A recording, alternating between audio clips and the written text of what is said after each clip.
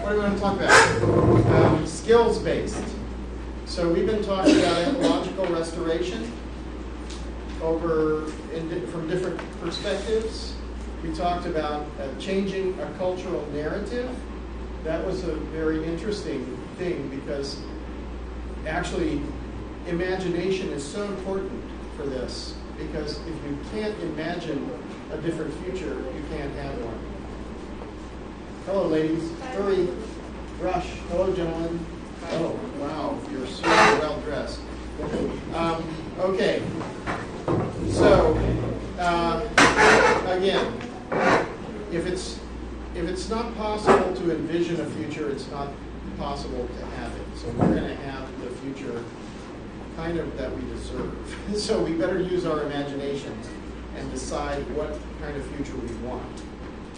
So I have been working on this now for about 20 years, the concept of restoration economy.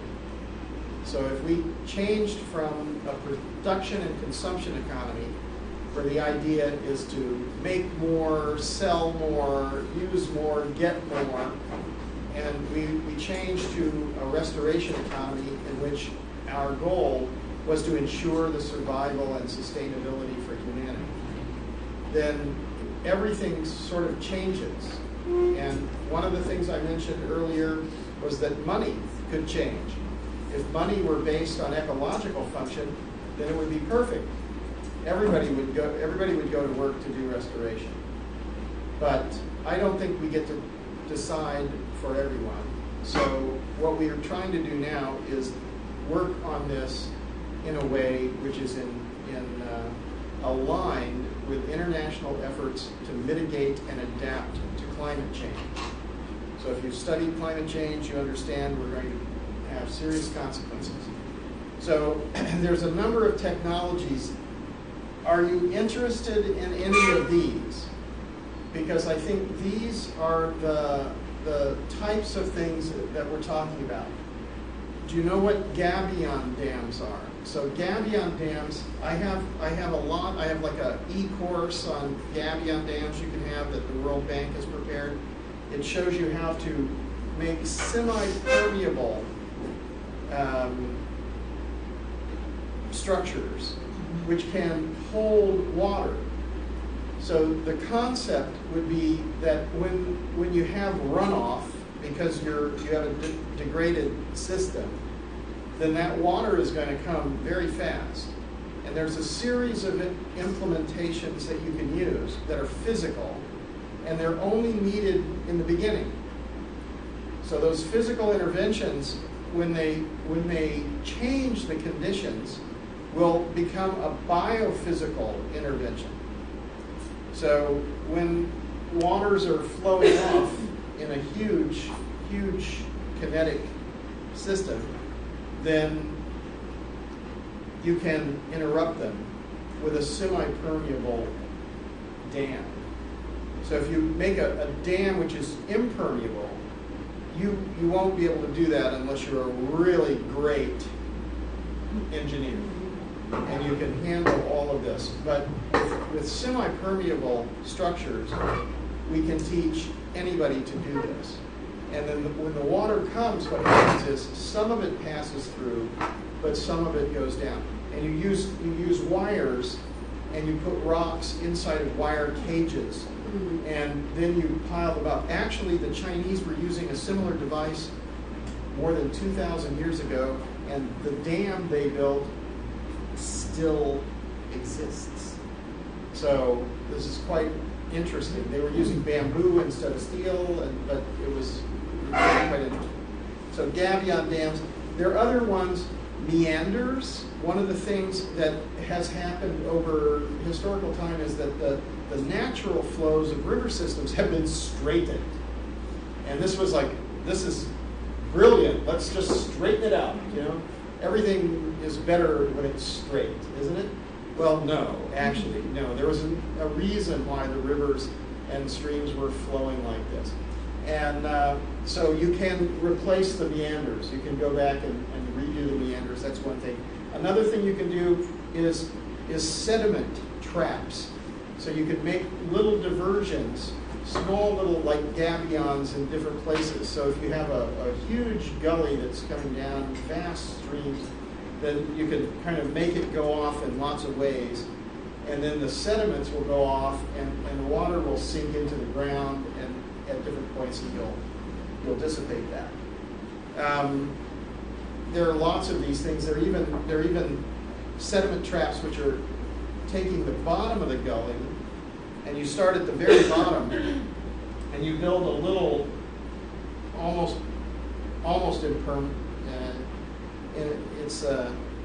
impermeable barrier.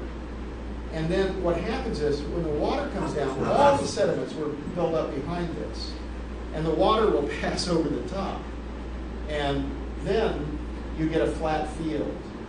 And within 1 or 2 years, if your sediment loads are that high, you'll get a bottomland here. Then you go to the next place, you put another one in, and then within another 2 years, you'll have another flat field. You go up to the next place, and you do this, and you do the entire thing, and then you also take the sides and reforest them, ideally. And then you have bottomland in the bottom of the valley, and within a short time, nobody will even know that was a disrupted place. It would be the best agricultural land you have. So there's a number of things. Those are water control issues. And the idea is to get water back into the system as fast as possible. And there are many ways to do this. You all have my email, I hope, and so we can follow that up. I'd say another thing that's very important is that the species. We often have gotten to this point where we're just moving seeds around from all over the place and taking seeds from different places. We need to look very carefully at natural systems in each biome, because the plants which grew in the latitude and in the altitude and with the rainfall regime and with the particular geomorphological soil types are very specific to that place. And they're perfectly suited to the conditions. They have evolved in a type of co-evolution. And so they're the perfect plants for any local place. So if you do a type of species richness, species distribution mapping, that means that you go to a place that I would say would have to be a control zone, maybe a sacred grove that was protected for religious purposes, or a national park, or a protected area, or whatever you can find that has a few hectares or multiple hectares, or it could be huge. It could be a national park. And you go there and you take an area which you would say is fairly representative. And then you can do a lot of things. You can do photography, you can do aerial things, and then you can go through and look at what are the species, and you can identify the difference between the keystone species that then have a number of other species surrounding it. Often it's fig trees. I noticed that the fig is anchoring systems. There are other anchors to different systems. So often it's giantism. You'll see some kind of enormous thing, and then surrounding it will be 25 or 30 types of plants that will be growing. And I know Mary Robinson, who's pretty important in human rights and refugee area, was walking in Sweden with my wife a couple of years ago, and she said, "Oh, it's so sad, that there's all this lichens on the trees." And my wife is like, "Oops, Mary, I have to tell you, if there are lichens on the tree, that means there's zero pollution in this place, because those lichens will only grow if there is no pollution." So you like old man's beard on trees, you like bromeliads, you like orchids, so if you see wild orchids and butterflies and old man's beard on trees, don't think that this is a bad thing. This is a very good thing. There's no pollution in that area. Those are indicators of ecologic health. push the button, the space bar, so that it comes back up. Yeah. Okay. So in that same vein, once you've done species richness, species distribution mapping, you need to understand about seed collection, seed saving, and propagation. So propagation is quite complex in many cases. Some seeds have to go through an animal's digestive system. Other seeds are triggered by moisture, by freezing, or by smoke in fires. So once you learn how to do these things, then you can propagate these seeds, and you can restore the natural vegetation. So if you understand species richness, species distribution, and you understand seed saving, seed propagation, and nursery systems, then you're in a perfect position to restore a sort of mosaic in ecological landscapes of the former, sort of natural systems. Now that's active restoration. There's another way, which is to just let it go and just empty the land and make a fence around it. Don't let domesticated animals go inside of it or something. And try to keep out if you see invasive plants, try to eradicate those and let the natural system return by itself. I would try that if you have an interest in restoration. I would try both of those systems in 2 test plots and see which is better, because that's an interesting concept. If natural succession is faster, that means that you can put more of your time. If you remember, we talked about the 3-zone system, so that ecological landscapes and economic landscapes, and then mixed use. So if you have these kinds of things, maybe in the ecological landscapes you want to do nothing. But you might need to restore hydrological function, so you might need to to re-infiltrate the system, and you might need to close it so that it isn't invaded. So part of the thing is that we think anthropogenically. We think that it should be ours. We want everything. Well, maybe we need to release part of this for nature to function. And if we release part of this for nature to function, then we need to let nature function there. But in the mixed use, for instance, we could say, okay, it's going to be very natural, but we're going to have like a predominance of nut trees. So we're going to be able to harvest a lot of nuts. Or we're going to have wild pigs eating acorns. I mean, if you're going to eat meat, that's the meat you want. So I think all of these things, species richness, distribution, collection, propagation, nursery systems, it's complex. We can't go very deep with this in 40 minutes, but it's fascinating, and it's wonderful, and it's fun, and it employs a lot of people, and it's the way forward to understand these things. Phytoremediation and mycoremediation, these are very important technologies because we have a lot of toxicity now.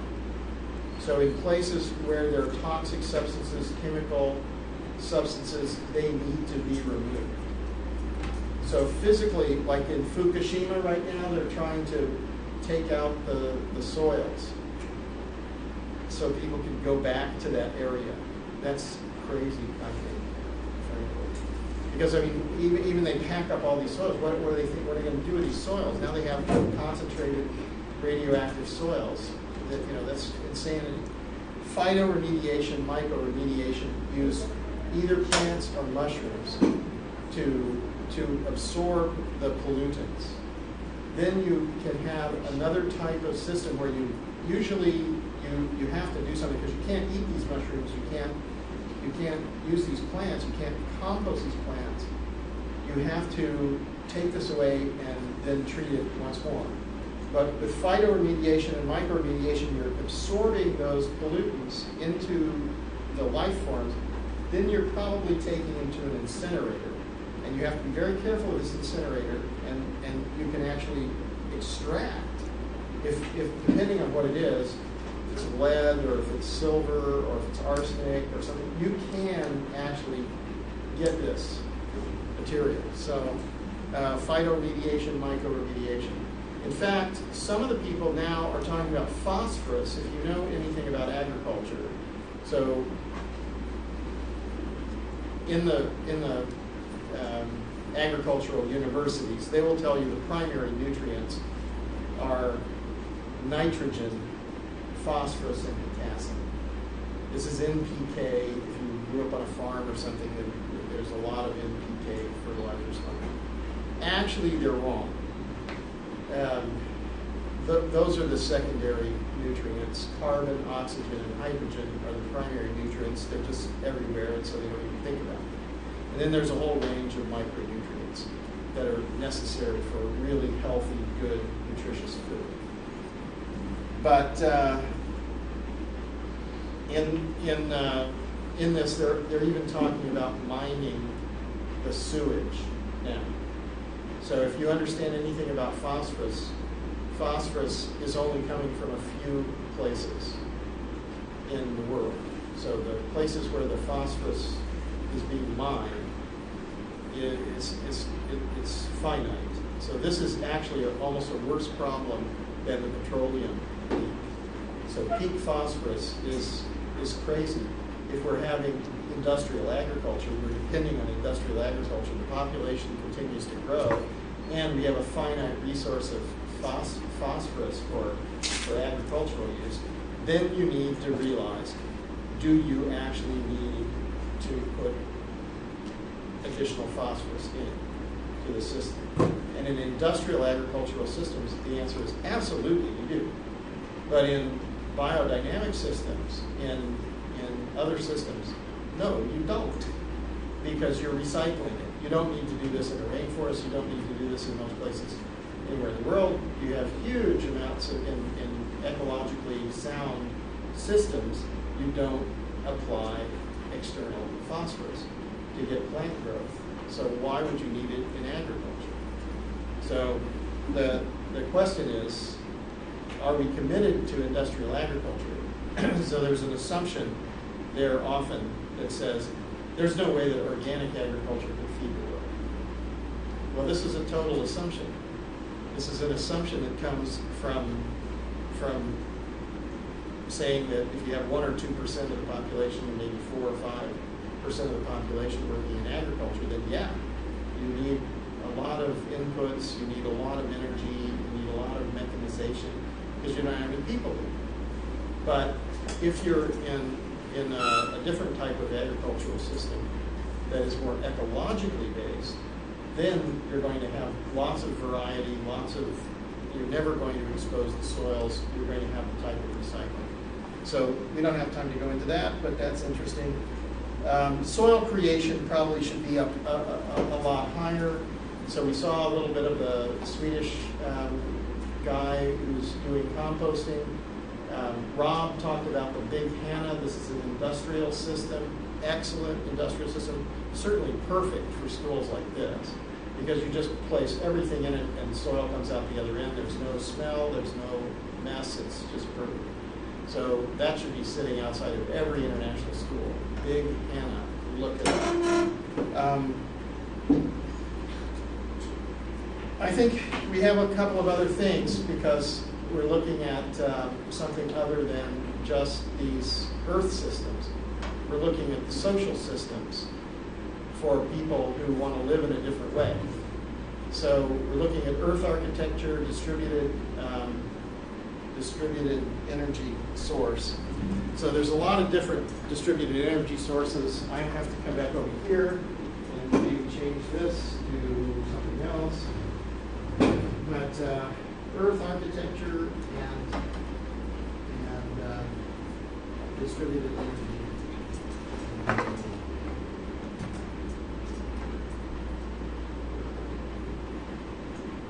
So let me see, this is too big. So this is the methodology that we're talking about. Research, training, and innovation centers for ecological restoration. There's quite a lot of thoughts on this. We'll just run through this very quickly. Can you push the button for me if I ask you? Push the button. So, in looking at this idea, we want to aggregate. Push the button. Yeah, we want to aggregate all of the different technologies so that. Hello. Have a seat. How are you? Good. So we want to aggregate all the technologies necessary for restoration and then allow large numbers of people. Am I doing something wrong, or because you keep smiling in this strange way? Am I I'm just enjoying okay. I'm getting a strange vibe. Maybe it's the suit, but I mean, am I weird or No. Okay. It's interesting. Okay. All right. So, right. So the goal is to engage everybody in this effort. So the society, if you analyze now what it is that we need to do, then if we're not able to address climate change, we're going to experience predictable catastrophic outcomes. That's the scenario. So if we're going to experience these things, we might want to do something to reduce the risk or to engage people in this. I mean, we're talking about it at an international level at the United Nations and so on, but very few people seem to really be focused. And when you get your mind around the size of the problem, you realize that it isn't a simple thing. This is not easy to do. So just recycling or just reducing our emissions of carbon or other greenhouse gases is not sufficient to do this. So we also think that this is, it's also really important to realize that everybody, every human being on the planet needs to be engaged in this. It's not the wealthy and privileged only, it's everybody. So that's kind of what we're looking at, is how can we engage hundreds of millions and billions of people in an economy that serves their needs, builds resilient communities. And if you think about this, if they do this, now you're frowning. I was kidding, okay. But if they do this, if they're able to do this in rural communities, in developing countries, what's going to happen is they're going to have water, they're going to have food, they're going to be able to reduce the risk of flooding and drought, and they're going to actually be the most effective means of mitigating and adapting to climate change that we have. Because soil carbon is the second largest sink after calcium carbonates in the oceans. And we're not going to change the calcium carbonates in the ocean. Or if we do, we're insane. So we should stop any of that thinking and do what we know will work. And think about if the electricity went out in New York City for 2 weeks. These villages would be much better off. That's a different kind of jungle. If the electricity goes off, or if there's a lack of long-distance distribution of food to these urban areas. So we need to create all of these ways forward and engage everyone, so that there's not this zombie vision for the future, but a future where we get to play guitar and go horseback riding and swimming, and you're not afraid to swim in the river because it's not polluted, it's beautiful. And it's laughing at you. The stream is flowing and laughing. That's what we want. So let's go. Hit the button. We think this is the right methodology because it addresses what we need to do. And I haven't heard any other solutions. So, mostly people talk about climate change. It's like, oh, it's bad. How bad? It's very bad. It's your fault. No, it's your fault. Oh, well, who's going to do anything about this? So just just talking about how bad it is or measuring how much carbon we're emitting or any of that, it's useless. We have to do something. So this actually gives us a methodology to do this, and it's ready now. We're ready to do this on a large scale worldwide now. Let's hit the button. Button, hit, button. Hit the button. Okay. So, I think I talked about all these things, but you've got some other things like holistic pasture management, reforestation, permaculture design, which is a type of agroforestry which uses perennials. So it's a much better solution than monoculture, industrial agriculture, because it has both the ecological impacts that we need, and it gives us food. And it gives us diverse food, and it gives us food throughout the season, so it's quite good. Hit the button hitter, thank you. I think we talked about all these things, except for this, maybe. We need to do this like earth architecture, and we need to do social development. So within these communities, within research, training, and innovation centers, we get to experiment with different kinds of social relationships. So what if the school systems as we have them now are not the way forward? Now that's a pretty revolutionary thought. What if 700 years ago, when the Western civilization, the knowledge was kept in monasteries, and then the university system developed, and the whole feeder system going into the university system with traditional education developed. What if we're at a new moment in history? What if this is the moment where the sum of human knowledge could be made available to every human being on the planet? I think we're there. We are there. Yeah, so we're in this position. So the gatekeepers of knowledge are no longer necessary. They have to change. They have to be relevant in order to survive this change. So I think that's what you're seeing in education. You're seeing this happen in newspapers and in the media. They're struggling for relevance. They're trying to find it in profitability or in a business model. I don't think that's where it's at. I think it's in knowledge, it's in human development, it's in the next stage of human civilization. So I think this is very close to what is necessary for the next stage in human civilization. That we get everybody's minds engaged. We don't talk about their qualifications, we talk about their intellect. We look at results. We don't try to hit targets of repetition. This type of knowledge, problem solving. We have problems. Answer these problems. If you answer these problems, we have to celebrate your success. If you can't answer these problems, it's pretty much irrelevant what you do. So the idea that young people are getting an education in order to get a degree, in order to get a job in the existing economy, to get money to buy stuff, becomes pretty irrelevant in a situation where that type of world is not what it looks like in the future. When the future looks like, we've gone through, and this is really a challenging thesis, but to get where we are now, we've gone through feudalism and slavery and imperialism and colonization and mercantile expansion following the Industrial Revolution. And now we're here. Now we can manufacture any number of anything.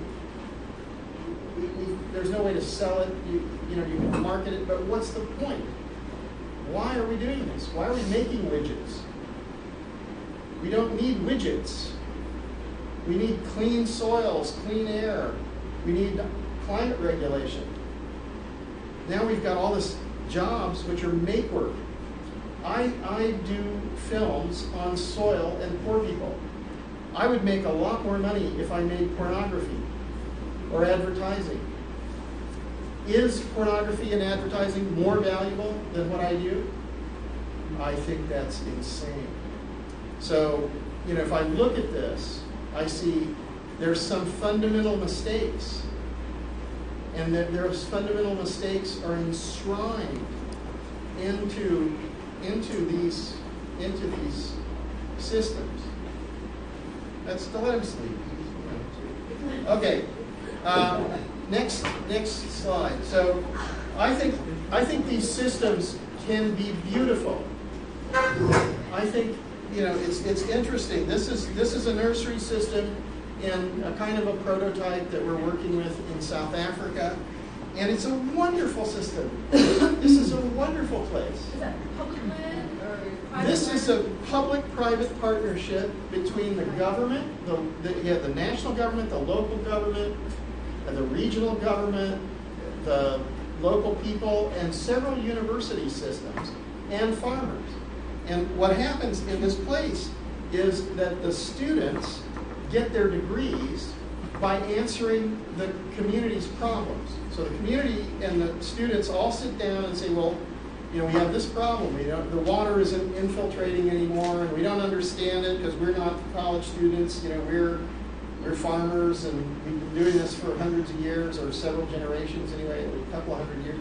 And so, you know, that's all we know how to do. We do that, and you know, we don't want to do that anymore. We want to figure out what's wrong. So the students say, okay, I'll make my thesis on this problem. I'll understand the problem, and I'll look for all the possible solutions. Now that is really a great model. That is a great model because the students are not studying theoretically. They're studying practically. And it's immediately useful. And they're like very proud when they come up with a solution. So now they have, like there's a type of, I could show a video, but I don't think we have time for that. So you can, I'll put it on the stick. It'll be here. Everybody who wants it can get it from the school, or you can put it up on the GIN conference thing. But you know, any student, that they already discovered one keystone species. It's called Speckboom, Portugalicaris afra, or something afra. And this particular, it's a kind of like a succulent. There's a strange carbon phenomenon. This one is a very specific, because the hydrology and relative humidity is it's very dry. So what this plant does is it stores energy in a biochemical battery, and then it closes its stomata in the daytime and then respirates at night. Now from a science perspective, if you can understand that, then this is pretty intense stuff. So that's a very fascinating plant. Those students found this plant, identified that this plant was the keystone species that had been destroyed, and now they're growing huge amounts of this. It's called Speckboom in the local language, and they're putting it all over the place. And that makes huge amounts of organic materials underneath the plant. So all of the things which I have theoretically or seen around the world in different systems are the same, except that this is a very specific species of plant which does all the things which I've been thinking, you know, boy, it would be good if they did that. You know. So that's that. And let's go again. Another. This is the Tompkins work in Patagonia, and so what they're doing is a craftsmanship. You know, well, I mean, look at this furniture, really. And look what we were sitting on last night. Plastic extruded chairs.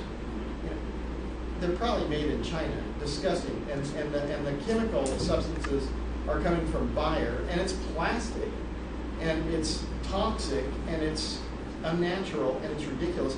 And how many jobs from craftsmen are lost making furniture? And remember your grandmother's furniture? Why don't we have this? Don't you prefer that? I prefer it. I think everybody prefers really beautiful, classic stuff. Craftsman, art. If you make a table or a chair and you transcend your craft, that's a work of art. It's beautiful. And it's carbon sequestration, because it's maintaining the carbon in the natural materials. And it gives you a sustainable source of materials. We need to maintain the forests. We don't need to cut them down, but we need to carefully maintain them, sustainably maintain them. So let's go on. I think, oh yeah, this, do we have audio? Turn on the audio on my computer. It's going to be loud. Watch out. Okay. Maybe a little less. It's enough. We're good.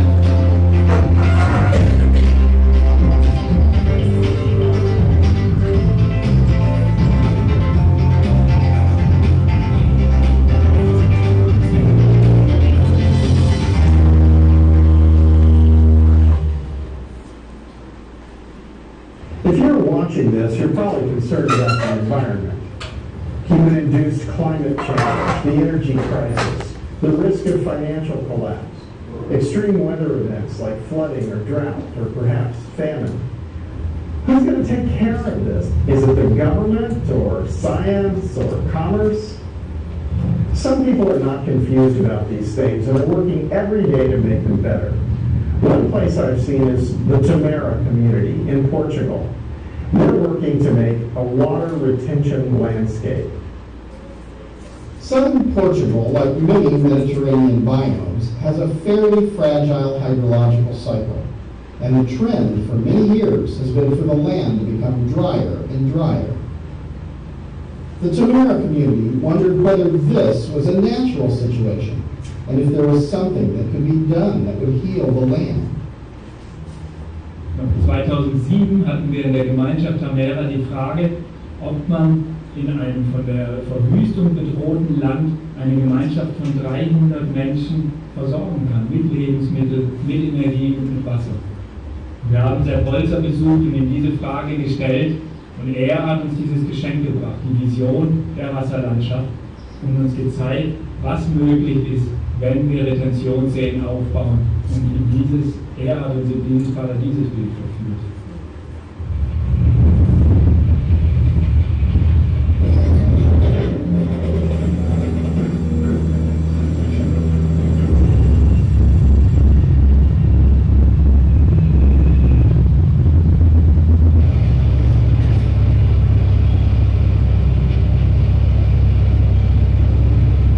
Over the last 6 years, the community has actively pursued the goal of creating a water retention landscape. Guided by Sepp Holzer's concept, the people of Tamera are working to restore the entire watershed and sharing their knowledge and experience with others.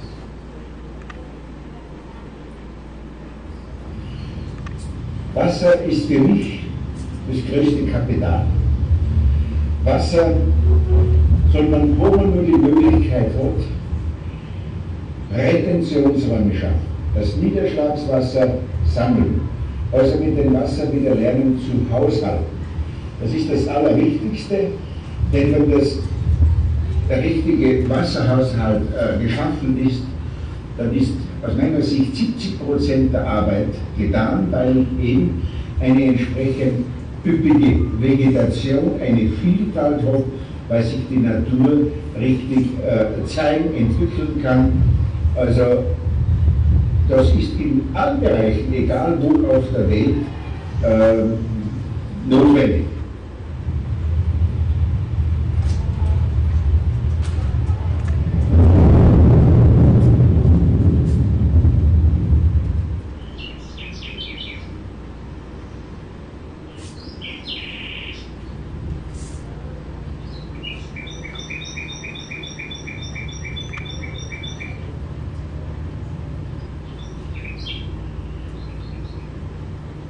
The results of their vision and hard work is now apparent. As the water has begun to accumulate, the land is being healed. There is an increase in vegetation. There are more wild animals returning, and the soil is increasingly more abundant. And there are no longer any questions about whether the land can produce food.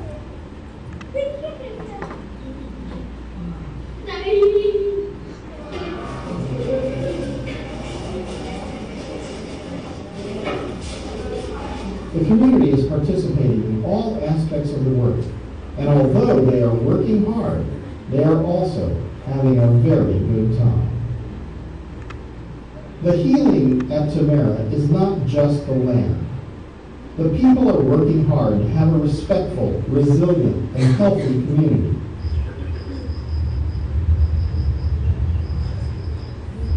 Mismanagement caused by human beings can be corrected by human beings. And my dream is that people wake up and dare to see this and dare to change their future, take their future in their hand. This dream is being shared by people all over the world. In last 30 years, my Indian Rajasthani community unite the 7 rivers. As an eco-community, Tamara is not just working on water retention. They've designed and are using natural waste systems. They're constructing and employing renewable energy systems, including biogas or methane digestion of organic materials and solar electricity. And they're building well-designed, eco-friendly buildings. Tamara is also concerned about broader issues like peace. Ada Shipley works with the Middle East Peace Research Village. I mean, when you walk in the Middle East, everybody's saying the next war is about water. Simple, decentralized models can be a solution for our conflict and our conflicts in the world, because it's all about living. I was looking for alternative for my life and for the life of my daughter. Look here, and when you walk and you see eatable landscape, you walk and you eat. You have all what you need. You have your clean water, you have enough food, you have education, you have all what you need for life. Why to fight then? When I look into this landscape, I would definitely say it's not meant to be decreasing, it's not meant to be exploited. In the contact with human beings, the land should become richer and richer. The more contact there is from human beings to the land, the more it should show up, the more richer it should become, the more variety should be there, the more stable the ecosystem should become, the healthier the waters should become.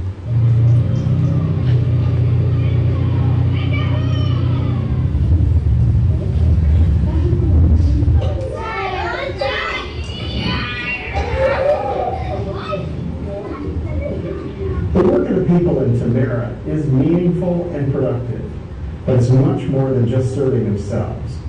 They're mitigating and adapting to climate change. They're ensuring that their landscape is much more resilient.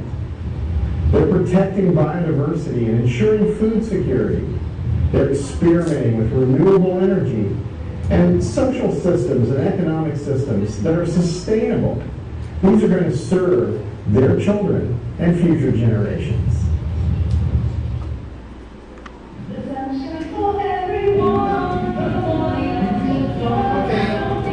That's their moral group.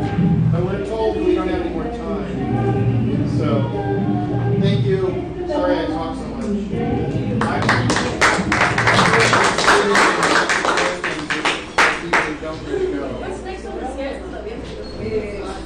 Villages.